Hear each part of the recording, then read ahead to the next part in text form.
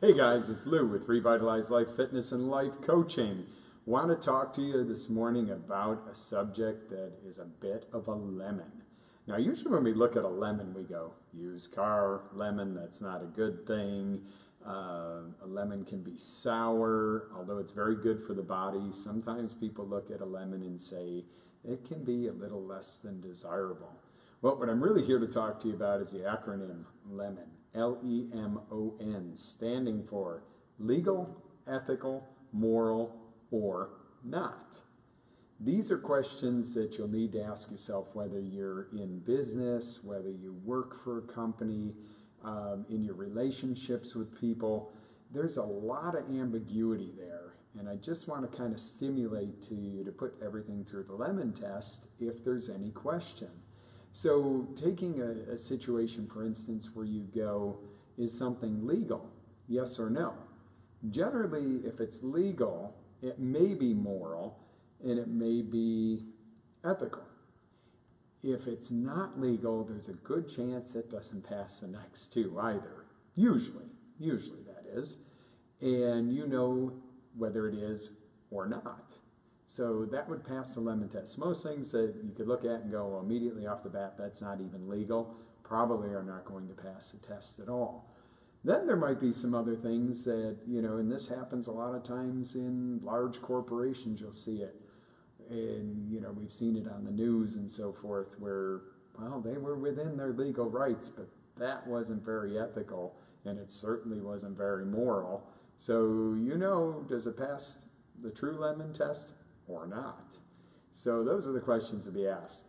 So in a situation when you're governing, setting up a new business, when you are running a business, and the way that you treat your team, the way that you treat your family, always go back to doing the lemon test on something.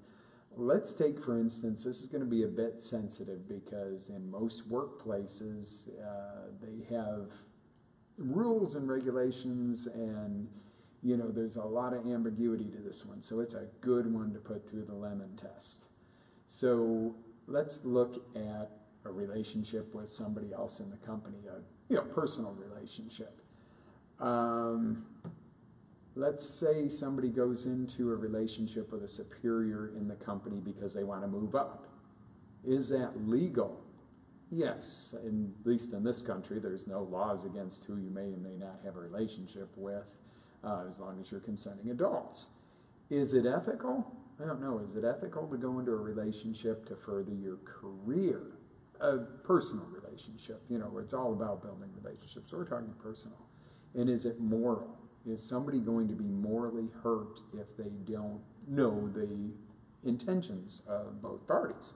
So does it pass the lemon test? Probably not. Let's look at another version of that.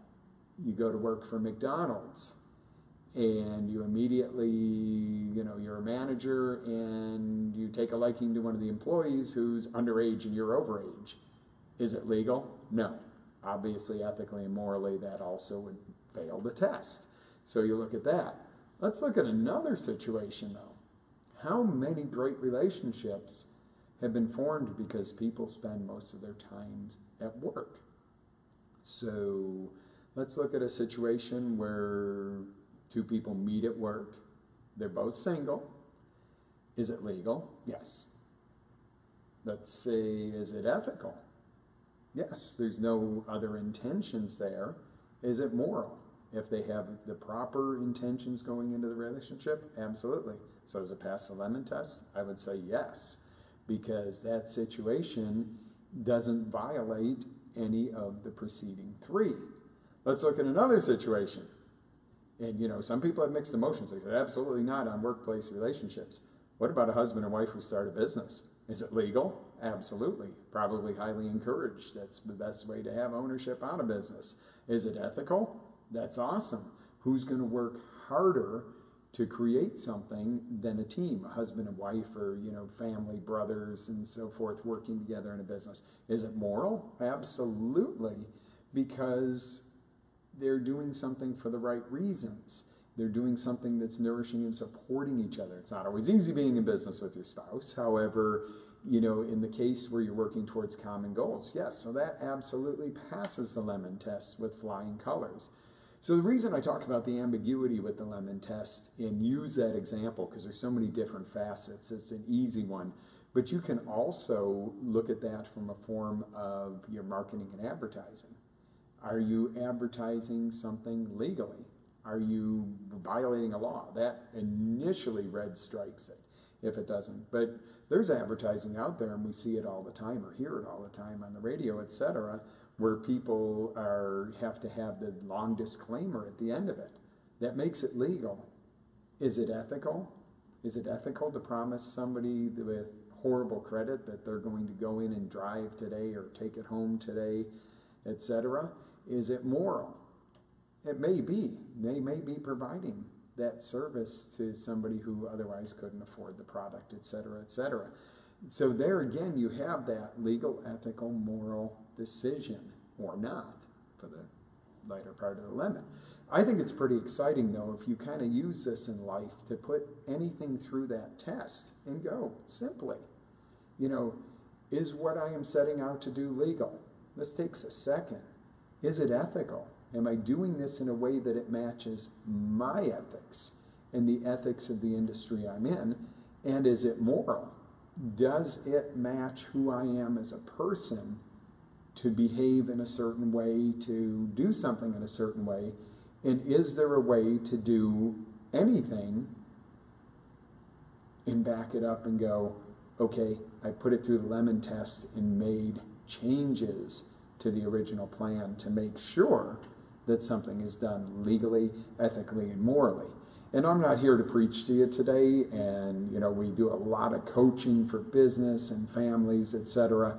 What I am here to just initiate is to get people to own the responsibility. Just because something is legal doesn't make it ethical and moral.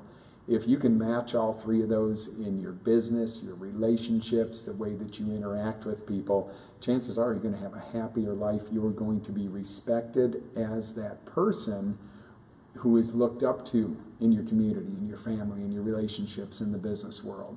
So I encourage you to, do a self-study on this, and if you need any coaching, by all means, our doors are open for coaching. You can visit our site at revitalizelife.com for life coaching, business coaching, etc. And if you need anything, if you need to contact us, you can contact us direct at 321-765-3481.